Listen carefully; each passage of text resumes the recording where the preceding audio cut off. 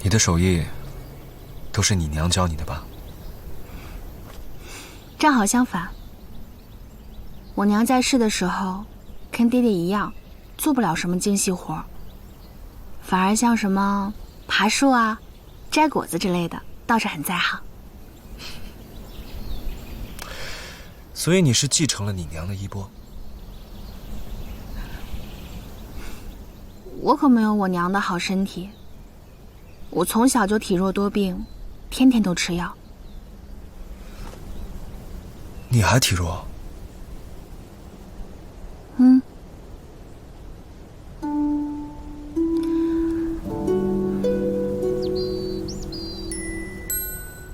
直到我长大一些之后，我的身体才一点一点有了好转。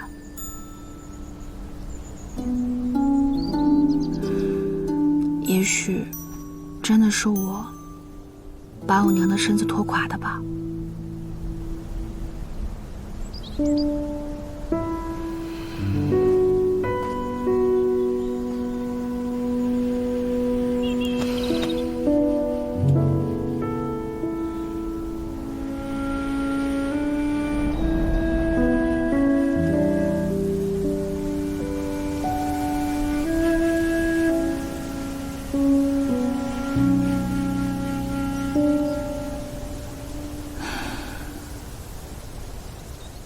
你说，为什么离梦想越来越近了，反而人的心里越来越没有底了呢？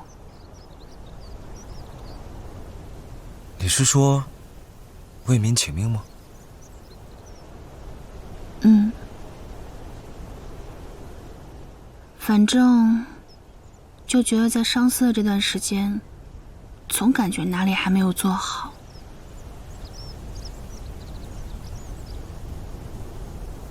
只有无比接近，却又差之毫厘的时候，心里才会患得患失。患得患失，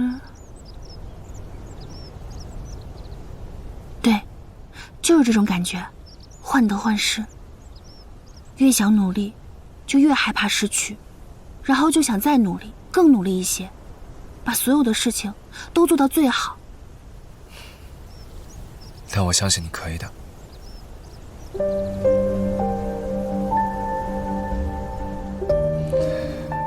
你说说你吧，每夜挑灯苦读，这文书落的都比人高了，饭又不吃，觉又不睡，被别人派了活，别人都是叫苦不迭的，你倒好，反而乐在其中。不是，你怎么什么都知道啊？你看不起谁呢？我可是城主。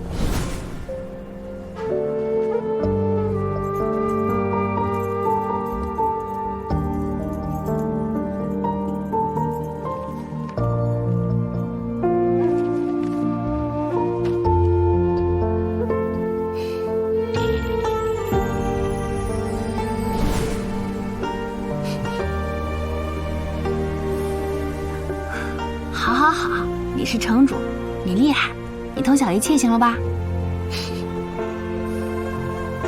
范云，这选氏变革前无古人，更是你我的第一战。我身为城主，也没有全然的把握，所以你有担忧的情绪也是情理之中。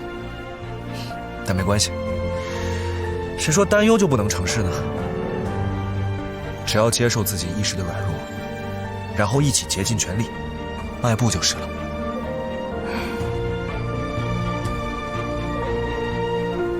每一个伟大的目标，不都是这么一步一步实现的吗？你我就各自努力吧，你相信我吗？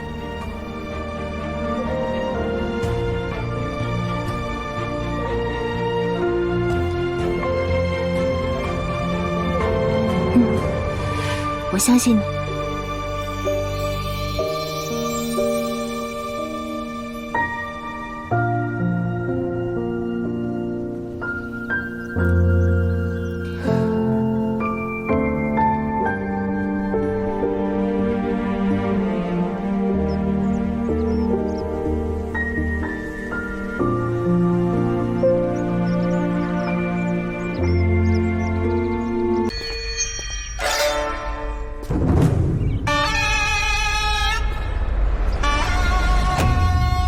范云，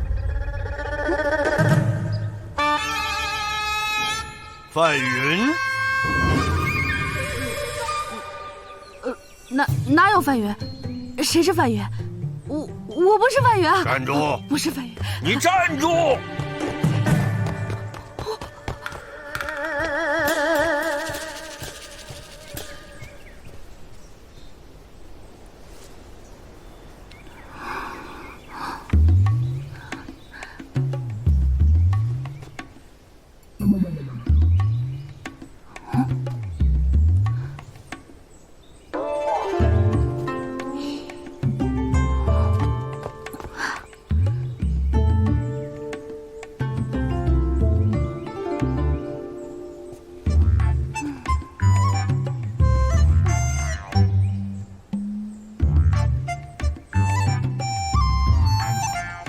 范云，你干什么呢？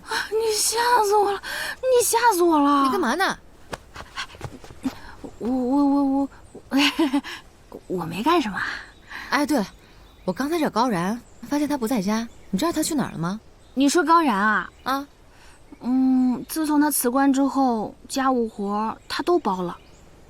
这个时间，他应该在集市上买菜呢。买菜？那我也去。不用那么着急。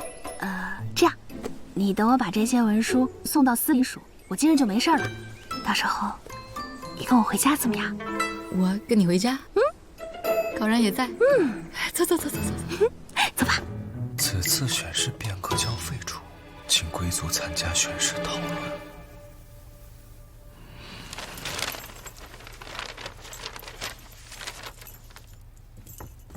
正远大人觐见。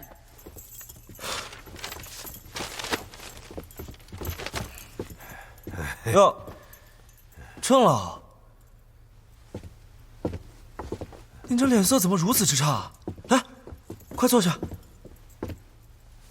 老夫的身体不要紧。那您是？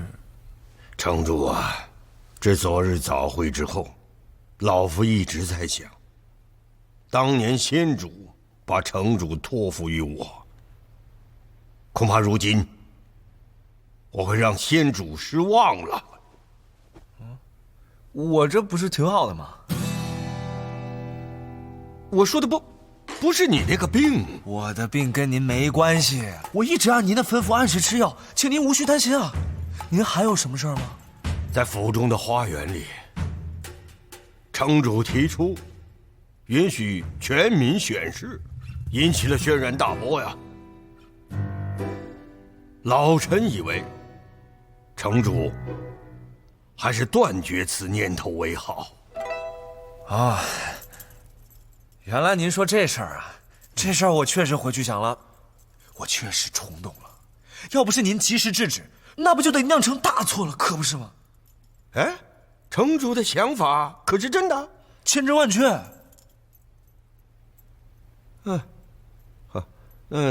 那老夫就没什么可说的了，老夫告辞了。不对呀，今日在府中，我看到了一个熟悉的身影，像是范云。城主是不是把范云藏在了府中？范云啊，他回来了，在哪儿呢？我怎么不知道啊？哎呀，郑老，你一定是病糊涂了，看错人了。我要是把范云藏在府中，我干嘛当初跟他和离呢？你说是吧？这倒也是啊。有道理。城主，老夫一心为了九城，也希望城主一心能为老夫。那是自然。老夫告辞了。我该吃药了。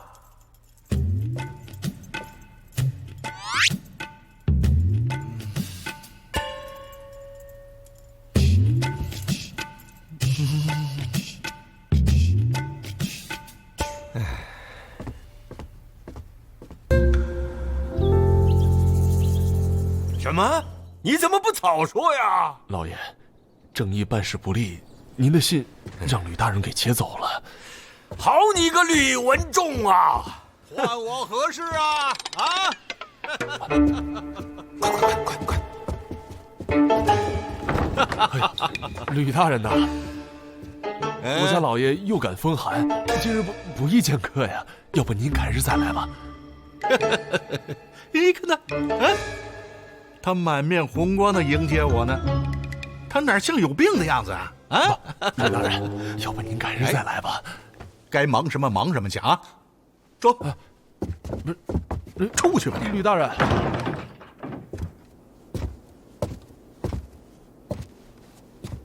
哎呦，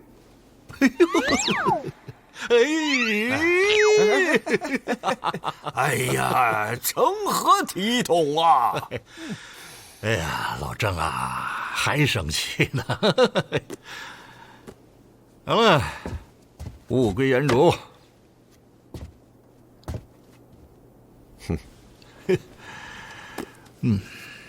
李大人呐，你以为你结了我的辞官信，那以后就再也没有人反对选试草案了？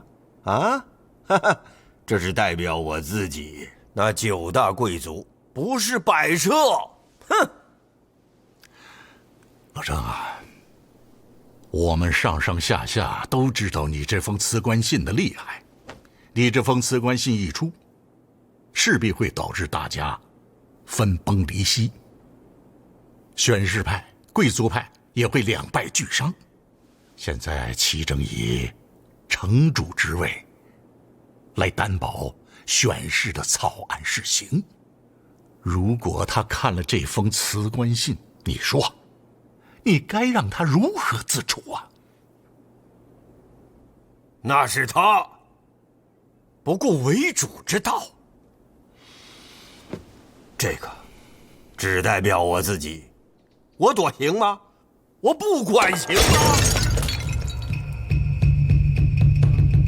来人啊！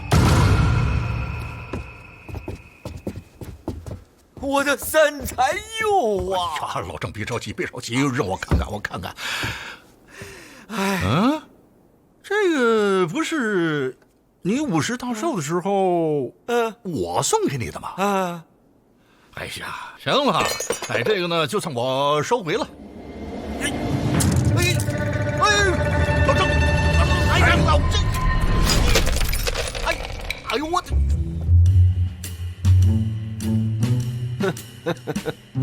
这个玉佩啊，是我当年送你的，索性你也不要了。我说你怎么幼稚啊！这在我的府邸呀，你又奈我如何呀？哎呦，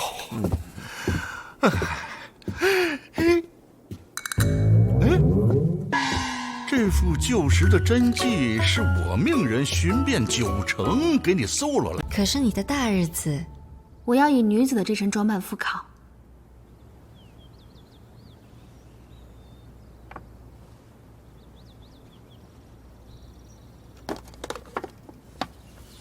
那这副铠甲正好适合你，以后它就是你的了。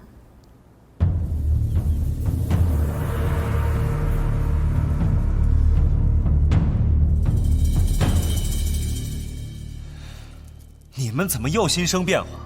为何将这选士改革视为洪水猛兽，避之不及呢？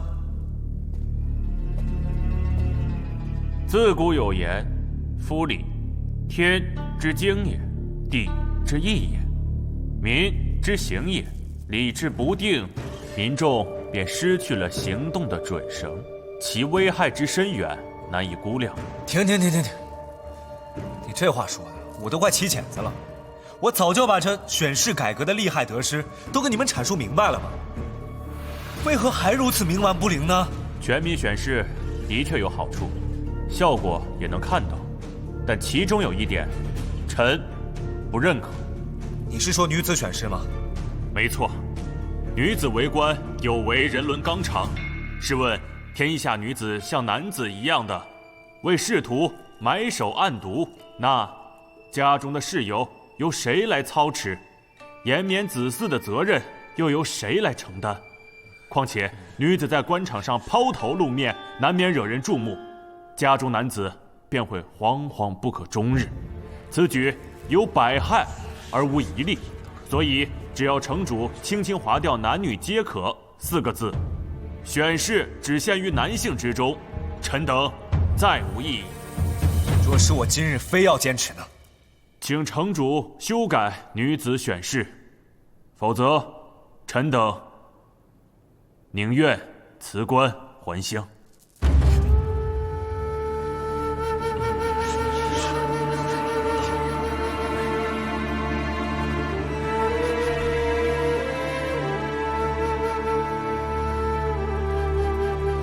哎，咱们这回输啊，得从13年前重子夺嫡开始。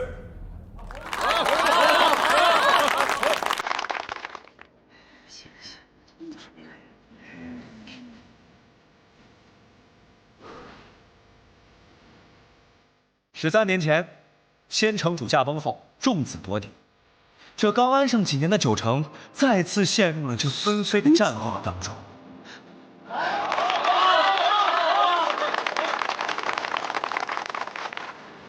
而先主身边最主义、最优秀的齐二公子，遭人陷害，流放途中遭人暗杀，这是生死未卜，凶多吉少啊！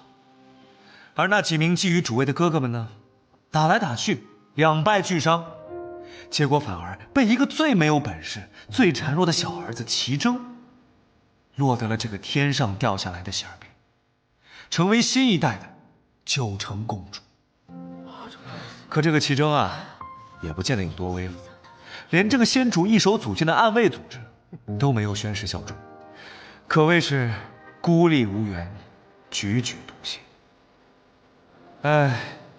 虽然说这个齐征运气好啊，成为新一代的城主，但这个草包披上华服，毕竟不能成为金包银包啊。更何况他这个人心高气傲，自视甚高，于是肯定免不了被吕大人、郑大人联袂双打。这是打了一个竹笋炒肉，吃的爽利啊！哎，就在这个时候，因为一个女子的出现，发生了改变。他与城主在一棵凤凰树下相遇，带着城主微服私访，体恤平民百姓的辛酸，并且还鼓励他一定要身当其位，当谋其政。纵使遇到千难万险，都应该昂首向前。正是在这位女子的鼓励下，齐征呢，真的有了信心，担起了城主的责任，努力成为一名九城共主，成为一名为百姓着想的贤主。而这名女子呢，身为城主的夫人，城主的挚友，城主的利剑护盾，始终辅佐在他身边，但他却一直没有办法实现自己心中的梦想。今日暂且说到此，且听下回分解。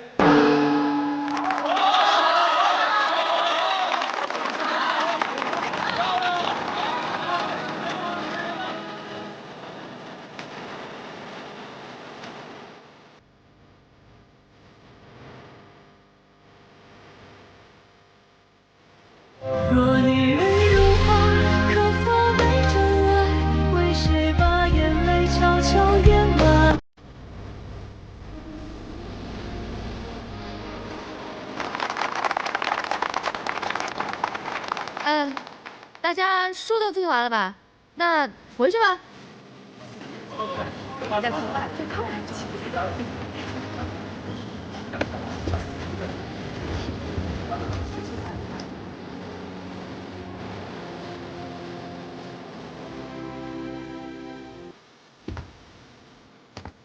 他可能永远都不会知道，城主内心有多么希望帮他实现他的抱负。但是道阻且长，城主可能让他失望了。齐征，你没有让我失望。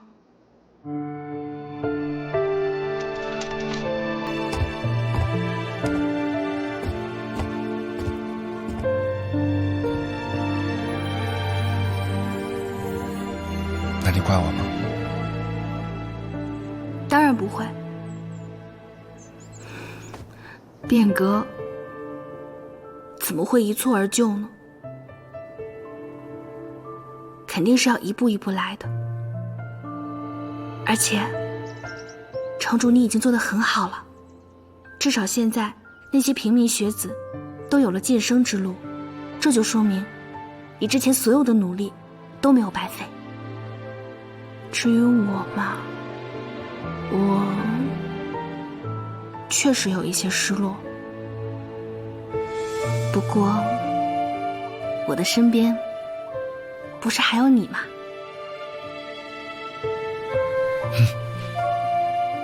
所以我们更不能因此而放弃。我不能放弃，你也更不能放弃。如果连我们自己都认为女子不能为官的话，那还有谁相信呢？所以范远，我希望你能给我一些时间，让我再试一试，好吗？嗯，好。不好了，外面出事了！这到底是怎么回事啊？我走着走着，突然被人撞到了，我的选士牌就不见了。他就比较倒霉了，选士牌被人抢了，还被人打成这样。是谁这么大胆，敢公然抢选士牌，破坏选士？小心点，来这边，跟我去拿药。好，好，来，跟我来这边。来，这是你要的药，来。你们等我一下，我去拿另外一个药给你们。用这个吧。这是我们家乡秘制的膏药，可以试试。真的吗？谢谢你啊。来。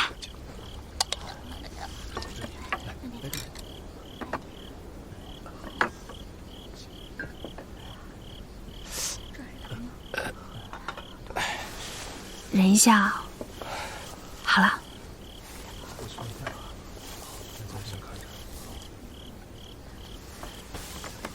你们回去之后一定要好好休息啊！啊，好，谢谢小姐，谢公子。走。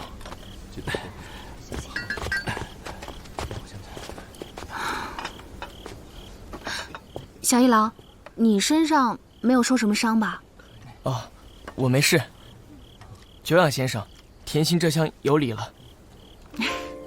小一郎平日里说话都是这么掉书袋吗？而且，你怎么知道我是？是同伴说，是位女先生，经过不让须眉，不仅专门为平民学子设立私塾，还教书10里，文采斐然。听说还教过城主呢，是这9城最好的先生。过奖了，过奖了。对了，我还没有问你叫什么名字呢。在下甜心，也想拜先生为老师。甜心，您还是叫我小一郎吧。好，小一郎。那我也正式介绍一下我自己吧，我叫范云，有机会多切磋学问就行了。小一郎，我还有点事情在身上，那下次找你茶叙吧。先生慢走。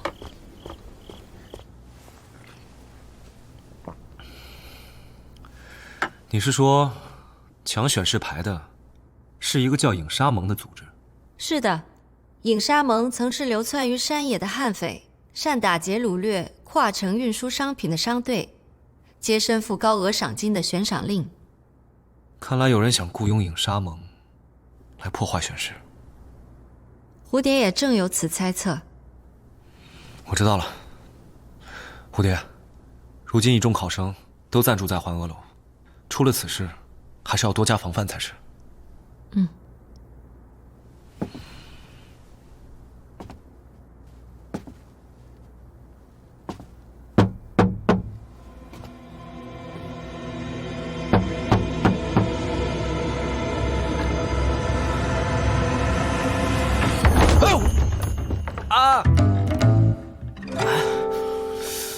你好大的力气啊！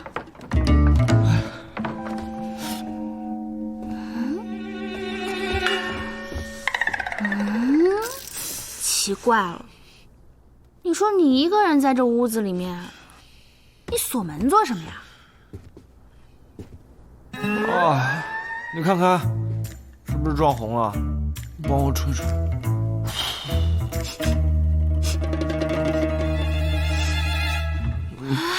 这屋子里面怎么多了一种香粉的味道啊？香粉？啊，没有啊，你的吧？胡说，我今日可没有涂香粉。哦。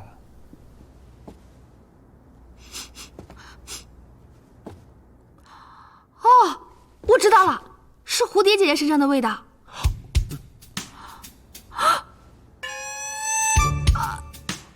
你们两个，该不会是？绝无可能，绝无可能！你这么紧张做什么呀？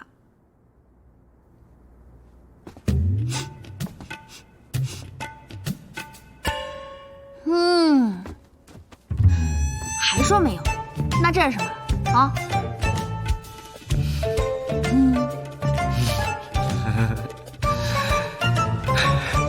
吃透了。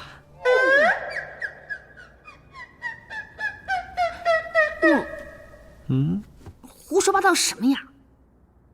我看你是刚刚撞了一下头，把脑袋给撞傻了吧？哎，不跟你闹了，这手帕呀，的确是蝴蝶的，但你不想知道他来寻我作甚吗？不想知道。不行，你今天必须知道。出来吧。什么？你说环娥楼的幕后老板居然是城主啊？是的，蝴蝶，他之前带冤大头来环娥楼消费，吃的返佣有多少？让账房算一算，让他即日归还。那哎，你这人怎么这样啊？怎么还翻起旧账来了？我们现在的当务之急是应该一致对外才是吧？谁跟你一致对外了？你又不是我的内人。人家蝴蝶姐姐刚刚说了，是一个叫影沙盟的组织抢了选示牌，我们应该一起对付他们才对。你说是不是啊，蝴蝶姐姐？蝴蝶姐姐什么时候走的？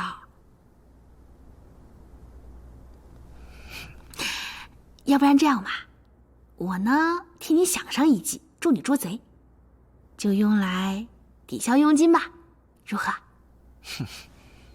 你早就想好了吧？你来环娥楼就是为了这个。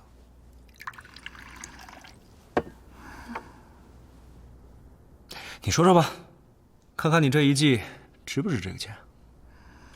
你就别管了，交给我。今日你有什么想问的，我都告诉你。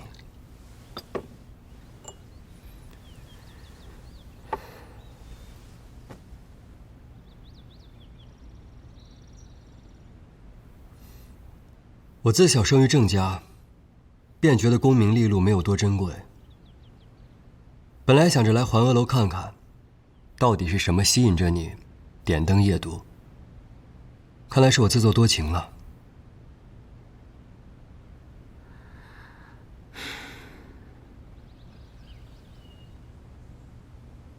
如果说人人都为了名利，那九成岂不枉矣？不过还好，城主排除万难，开放了平民选士。这样一来，平民也可以做官，为百姓谋福祉。你很有想法。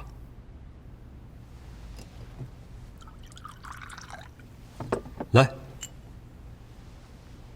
敬你。我看就不必了吧。郑公子与我始终都不敢坦诚相待，所以郑公子还是自己喝吧。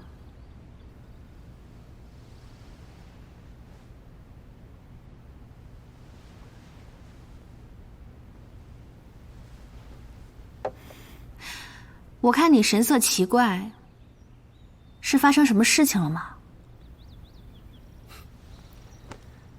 范远也会关心我。我只是觉得奇怪。哦，倒是有一件事情想要好好问问你：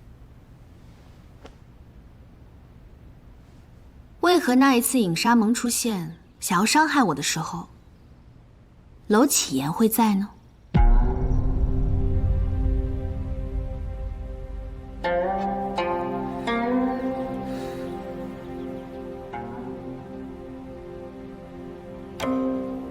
娄启言也好，郑氏也罢，影沙盟以后绝对不会再伤害你。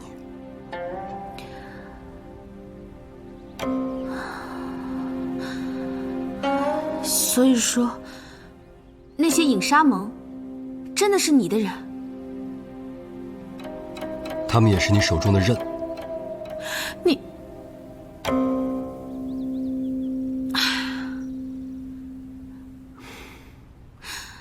郑二公子，我希望你可以告诉他们，不要伤害那些平民百姓，更不要危害九城的安危。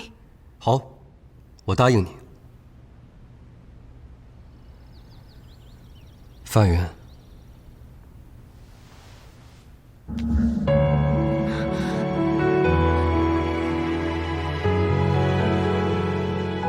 留在我身边吧，约束我，让你的底线也成为我的底线。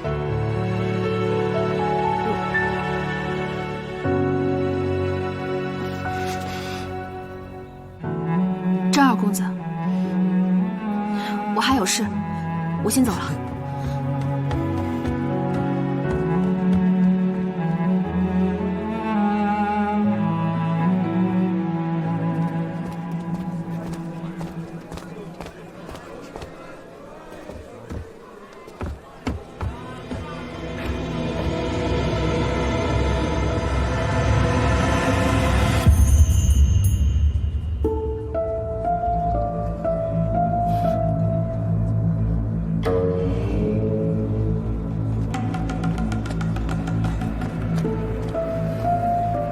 城主，出事了。